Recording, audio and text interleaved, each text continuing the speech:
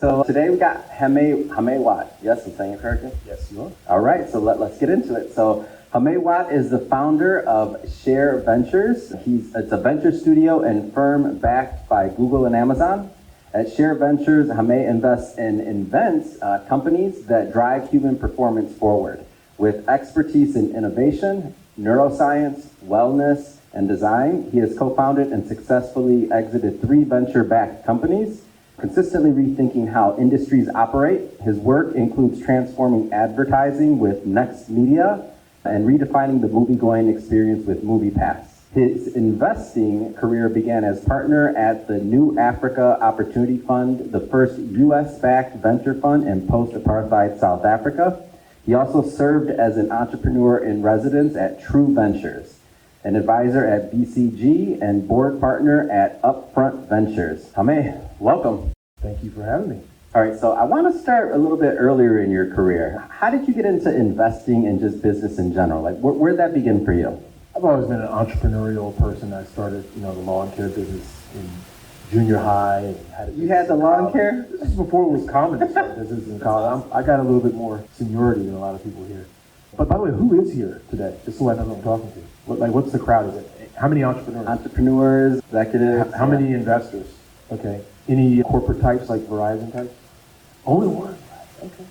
Yeah, title sponsor. Shout out Verizon every time we can on camera. Cool. Yeah, I got my start just as an entrepreneur and love the company building process, and eventually wanted to figure out how to help other entrepreneurs do cool things. So. What was that transition point, like for you going from entrepreneur to then investor? Like when was Never that? happened. It hasn't happened yet. Never. Yeah. Well, so I have transitioned, but then I'm not. So our lab is a venture studio, so we're starting companies. So I still get to scratch that entrepreneurial itch, but we do have capital to invest in companies that others start. So the only thing I like better than starting a company is helping someone else do one. So I have not successfully made that transition, and I think I never will. There's some folks that are great investors. It's a different mindset. You got to be a little bit more pessimistic. And there's some folks that are much better entrepreneurs. You have to have a little bit of an optimistic bias, or you never start a company. So I float back and forth, and I've gotten comfortable with that over the years. When I was at Upfront, I was also working on MoviePass and lots of other companies. So yeah. I want to stay a little bit earlier in your career still. So New Africa Opportunity Fund, what was that like to be part of really that historic moment? Yeah, my father's from Senegal in West Africa, so I grew up going back and forth to the continent. And so I had an opportunity to join a group of very young folks, most of them just coming out of Harvard Business School. I was not even in business school. And we had an opportunity to go with $100 million, a bag of money, and go spread it around early stage companies, mostly technology companies, which is crazy. Yeah. This is the late 90s, and companies in sub-Saharan Africa. So it was great because I could go to my father's homeland and I could get more connected with that world. And I thought then, there's tremendous upside in sub-Saharan Africa for new companies.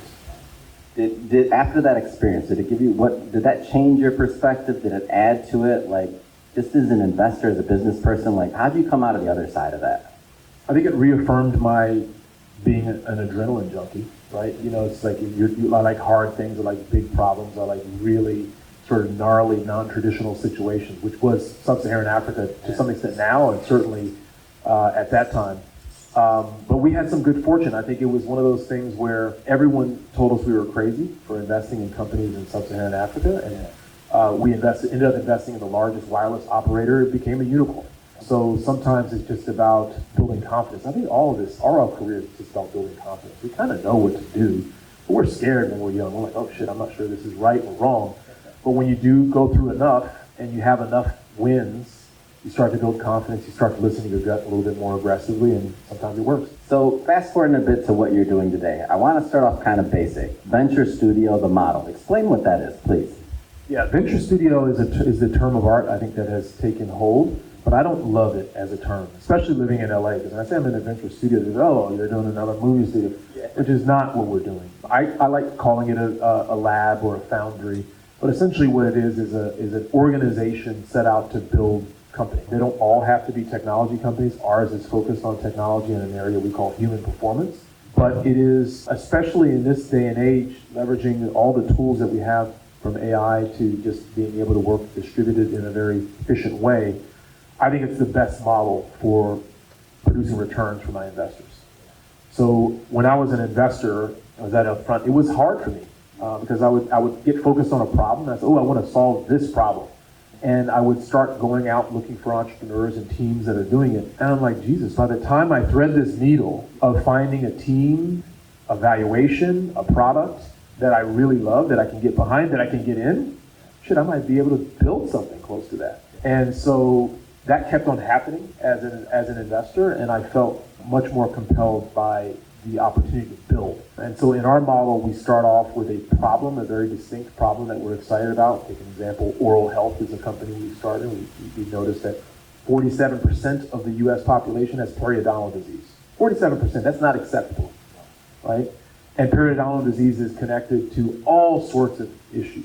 Neurodegenerative diseases like Alzheimer's, heart disease, gut disease. There's so many connections from oral health to overall health. Yet the innovation in the oral health space hasn't been robust. The toothbrush still pretty much looks like the toothbrush we used in the 1500s. We have a slide that shows like evolution, and we show a toothbrush in the 1500s. Guess what it looks like? A damn toothbrush. No change. It wiggles around a little bit, but it's not a whole lot of innovation. So we decided to focus on that problem as an example, and we go deep with scientists. We call everybody we can at academia that will talk to us that's done something of note. And then we run a number of experiments until we feel like we have something, and we build a team and a board and a cap table around it, and we double down with our fund. So that's a typical model for us. A lot of studios use different approaches and methodologies. We call ourselves a tech-enabled venture studio, so we have a couple of people that are full-time on technology and data, primarily around a lot of large language models, to help us automate the innovation workflow. So that's a big part of what we're focused on is, can we prove that we can automate a lot of the steps from going to 0 to 1 to build great companies? In terms of the ideas that you choose to move forward with, as you mentioned, there's a lot of different models out there for venture studios. How do you go about looking for the ideas? Do you accept outside ideas from other founders or would-be entrepreneurs? Like how does all that mix work? One of my mentors is a neuroscientist. He said the number one most biggest predictor of success is cognitive flexibility. So we don't have a whole lot of hard rules. We're very flexible. Most of what we do is internally generated ideas from problems that we have discovered through research.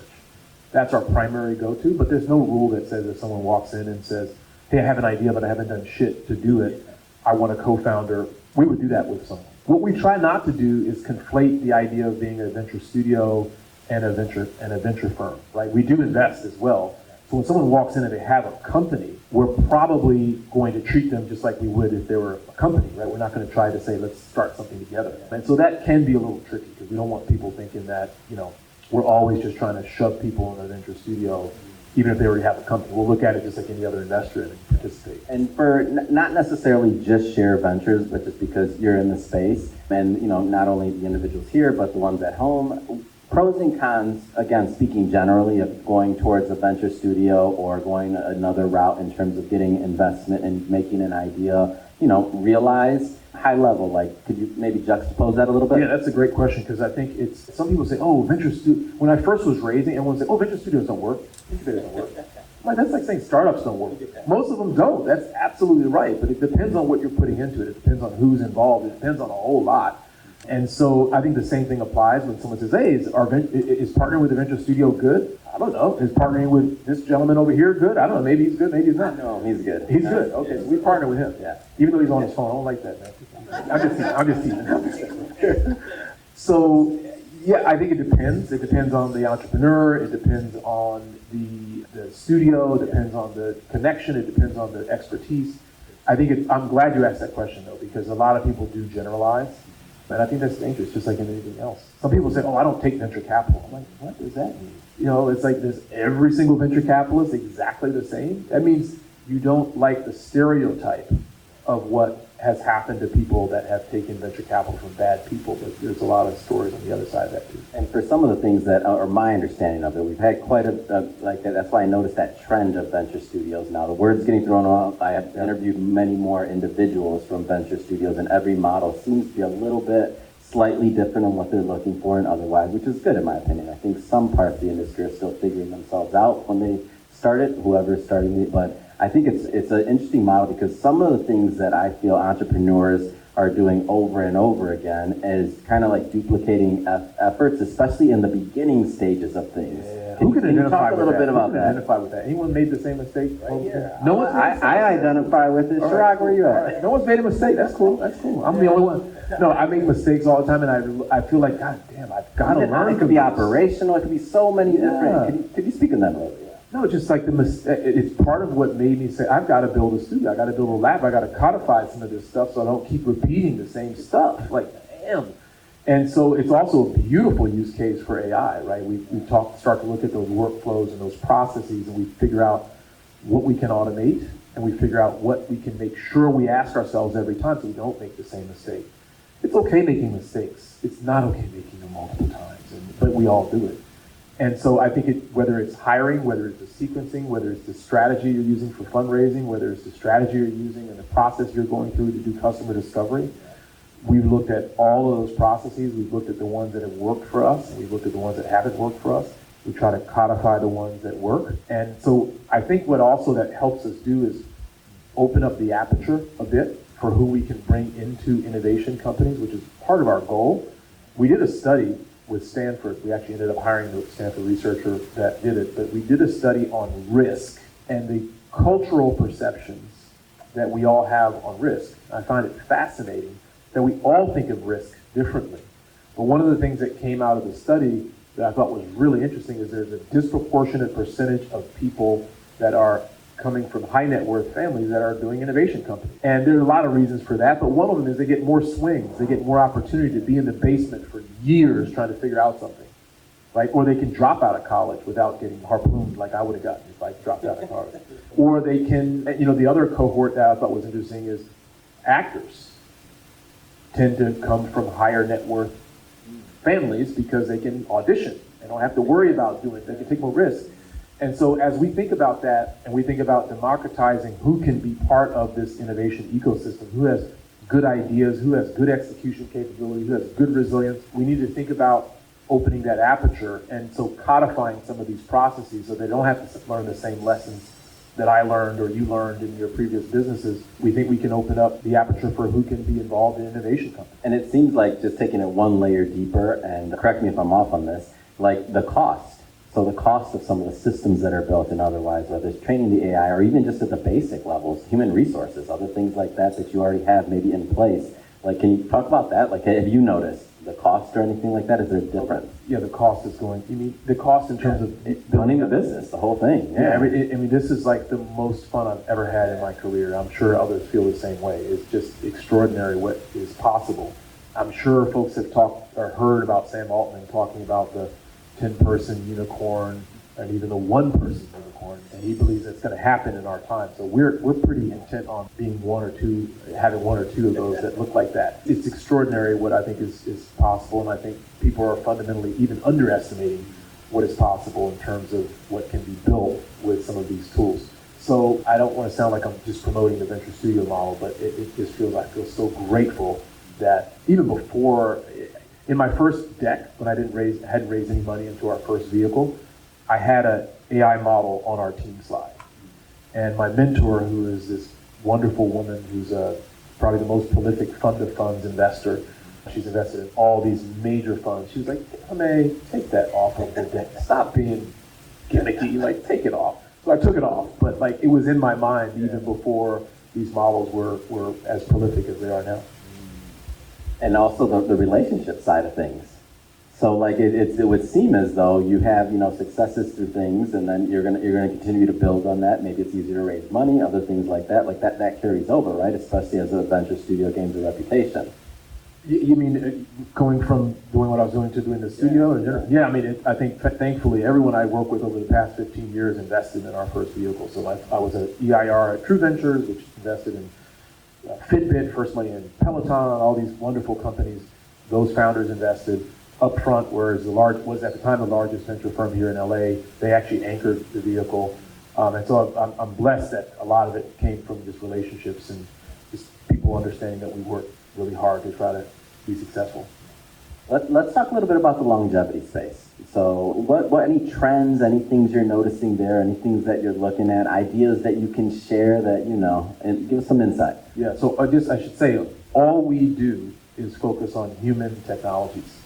So most of that incorporates the human performance space, that incorporates longevity, the future of work. It's sort of a broadly defined version of human technologies, but longevity being a very big part of that. When I was at Upfront, I found myself only liking deals in this category. Like I was just, even companies that were sure were great business, I wasn't passionate, I wasn't getting excited about spending the next 7 to 9 years with those teams, right, which is what it takes. And so I was going to a lot of smaller niche biohacker conferences and stuff. A friend of mine, Nicole Bradford, had one called TransTech, which was kind of before its time, but all the biohackers would show up. All the neuroscientists, all the Navy SEALs that were hacking on the body, everyone would come to this. And they were all science projects, but they were incredible. And I was like, okay, this is aligning, because most of these technologies are not yet investable, but with the right product and with the right company building capacity, there's going to be a lot of great deals that will come from this. When I was at Upfront, I tried to invest in Aura. I brought the team from Fin, and at the time they had I'm married, by the way, but I'm charging my Aura ring. Right? It had a bump on it, so it looked like one of those lollipop type deals. Yeah. And my partner's like, come on, man, this is ridiculous. Come on. No one cares about sleep. No dudes are going to wear rings, but it's targeting dudes. Like, they had very good reasons why not to. I was like, oh, this is the one. No, I love it. And I was like, it's going to get smaller, trust me. So I couldn't do it. I couldn't get my partners excited about it, and probably for good reason at that time. But I just felt like, gosh, these are the categories I want to spend time in. These are the types of founders that I want to work with. These are the kind of products I want to build. And so when I look at the problems to be solved, whether it's the oral health problem, as I spoke to, or any of the other ones, loneliness, relationships, we're looking at, we're going deep into behavior change. I think you mentioned that in your talk. We're doing a lot of tests around behavior change. I take the optimistic case for AI. Thank God there are people worried about AI taking over the world. There are plenty of people doing that. Regulation, all that stuff. I shouldn't say I could care. I very much care about it, but I spend zero time on that. I would support people that are doing that, but I spend my time on the optimistic case. Every kid having a tutor, everyone having a coach, everyone having healthcare, precision healthcare, being able to solve for diseases that would have taken 18 years now can be addressed in 18 months. Targeting things like weight loss, targeting things like neurodegenerative disease. But we're less likely to be focused on biotech. We will do some biotech, we'll do some devices, but that's not really where I have a lot of expertise, so I'll probably end up following people on that. Where we'll lead are things in the area of behavior change, health, and wellness.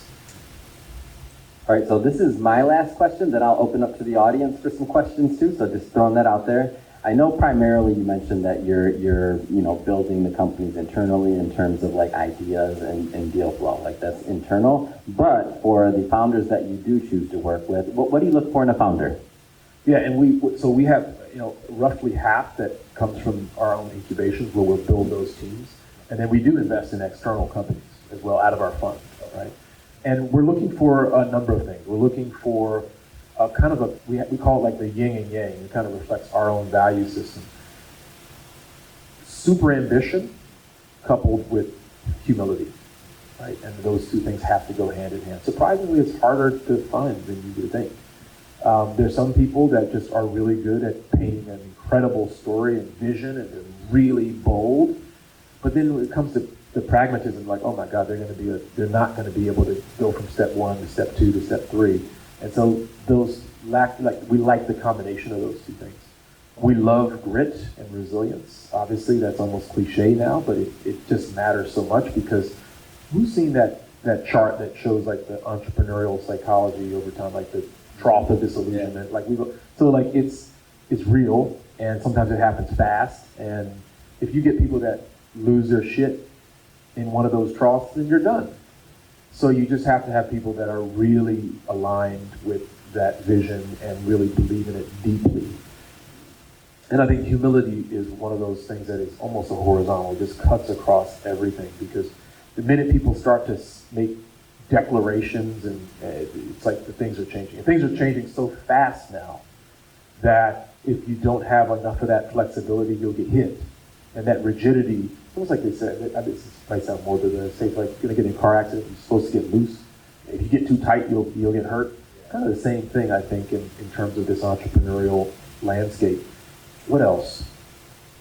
I think a general self-awareness, I think, is also one of those things that we really look at so that they know what they can do well and what they can't do well, so they can think thoughtfully around how they need to build out the team.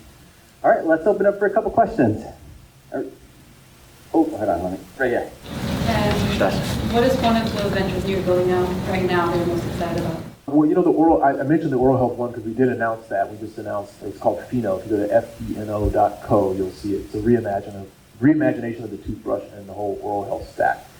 So it kind of is a good example of the pattern that we follow, which is problem, deep research, partnered with, deep experts, we brought on a great co-founder, who's my co-founder now in Pheno, who's an oral surgeon. We built a great team around him of hardware and software folks and machine learning folks. We decided that we were going to do hardware very carefully because hardware is hard. That my part of my process with Pheno, I reached out to our network and I invested in a company called Ring, which is also another local LA company. And I called the founder and CEO of Ring, who was at that time running computer vision at Amazon, because we sold it to Amazon for $1 billion. So it was a big success for LA. And I said, dude, I'm thinking about doing a hardware company. He said, stop, do not. You know how hard this shit was. And then I was like, but we're going after oral health. He said, okay. And then I showed him some of the renderings and I showed him how we're attacking. He said, oh, damn, this is incredible, do it. And actually he introduced us to Amazon. That's it. They ended up investing in our fund, catalyzed by that. But yeah, so the way we got comfortable with hardware was, one, getting some good validation from others that had been through the hard road.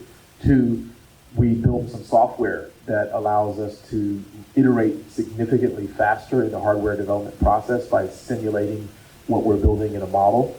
So you don't have to do we did like 100,000 iterations on this device in the model so that we could get something out faster. And there's a big services component to it. So that's an example. We have all the other categories I mentioned. We have either an experiment going or a live company in it right now. We ended up for Pheno and for many of the other companies, we have a great, when we do a raise for a company that we've started, of course we're participating in that raise, but we love the idea that we can bring in some very deep tech investors and some very culture-forward investors. So we bring on celebrities, we bring on people that understand brand, and we get people that really understand deep tech, and the fact that we're building a computer vision first, toothbrush took that. But this device also has a scanner, so we're looking at your teeth, gums, your oral tissue to understand what's happening every time you brush. We've got on the roadmap a salivary biosensor that's going to be built. This thing will fry some eggs probably before it's all said and done. I want one. Personal to the audience, what do you do as far as your own health, supplements, training? Yeah. Hypothermic, cold plunges, maybe describe, because you look like you're in shape, and I'm just curious, since you say you're in the space of longevity and biohacking, so what have you been doing for your own personal biohacking? Yeah. Just help guide you in what you're selecting. Yeah, it's another reason why I like focusing on this space, because I really could not be a hypocrite, right? And I think one of the challenges in any entrepreneurial journey is staying balanced, staying in shape, staying healthy. I think when I was 27, I was working in investment banking, and this African-American entrepreneur who I really admired was in his mid-30s, and he just dropped dead. He got off of a heart attack. And I was working on my 18th hour, behind a model or something, and I was like, shit, I need to check this, because what's the point if you're done? That's so for me, I stay active. I'm measured out. I've got all my labs. Pescatarian, but I'm off of all dairy, all meat except for fish. And supplement, I got about 45 supplements that I'm taking. Lots of nootropics, lots of amino acids, just your general stuff as well. I regularly get my labs done. I think that's an important part. Say again? Really just blood right now. We're working on saliva, but that's not part of my regular routine. But I think I get my sunlight. I probably do sauna 2 days a week. I'm trying to get that up, and I'm doing cold. I usually was doing cold in my house. I have a pool in it, it was cold, but it's not cold enough now. So now I'm just doing the cold shower stuff. I don't have a cold plunge at the house yet. Massage, therapy, acupuncture, any of that? I do massage periodically. I'm recovering from a knee injury, so I do the Normatec stuff for circulation. I have all the different massage devices that I use as well. No topicals. Creatine I love. That's not, I think that's my favorite supplement these days. Sir? Oh, I just had some. It was delicious. Is that yours? Okay, cool. I'd love to learn more about it. All right, we have time for about one more. Thank you for sharing your story. Can you walk us through a little more about at what point do you, in the venture studio model, decide, okay, this idea doesn't work? Like how much money do you and time do you put into something? Yeah. And what's your decision-making process to know, okay, great experiment, cost us X, and now we didn't get the results we wanted, so we're... Yeah, we have yeah, it's a great question. And we've actually been playing around with the language we use, because I think one of the things I always felt like, especially, most of these things by definition will not work, right? Most of these experiments won't work. But how do you keep a team motivated and engaged and this failed? So we're trying to use language like recycling. So we recycle, we call it sustainable innovation. So we recycle a lot of the components that we build no matter what. And that gives the people that have been working on it a sense of, okay, it's not wasted time, right? There's always something that's of value. And we have, we have a framework that helps us understand our methodology and the signal that we need in order to progress something. And if we don't get to that place, we'll do one of a few things. We'll either stop altogether and recycle the parts and think about how those could be relevant to other businesses that we're working on. We will put it in a pause mode, because sometimes it's timing and not making sure we haven't found the right team, but we can't say it's like there's nothing there. And then sometimes we, and we haven't done this yet, but there are going to be times where we might just sell it, right? We might just feel like, okay, there's someone else here that feels like they could take it further.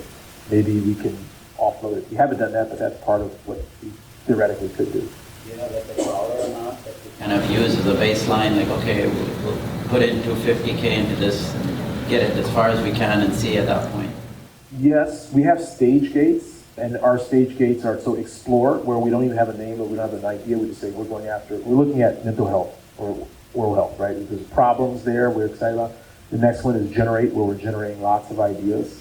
The next one is validate, where we're spending lots of time in the market trying to actually validate various pieces, including whether or not we can build a team, by the way, which is one of the things that we initially underestimated. You might have great signal and everything, but it's like, oh God, to hire 6 computer vision engineers is going to be about 9 months, and it's going to cost a lot. So that's a bad signal. So we learned that in some cases the hard way. In terms of the dollar amount, it has varied, but at each stage gate, we have a rough thought around how much we should spend. And we look at the entire allocation, right? So if I spend a percentage of my time on one of the ventures, which I do and all, then that whatever percentage of my salary is part of that. So we're making sure we have a very holistic view on what we're investing quantitatively for each one. Anything you can share in terms of like, what's a number that you have that you spend on that phase? I would say roughly to get to a place to where we can have either something that's a self-sustaining or attractive to, say, a seed stage investor, it's roughly $750,000, maybe even $1 million. And we're talking about to get to a proper seed round. Okay, kind of pre-seed then. Yeah, in some ways it's pre-seed, yeah. All right, Hameh, thank you for coming. Thank you. Thank you for giving up. Nice to meet everybody.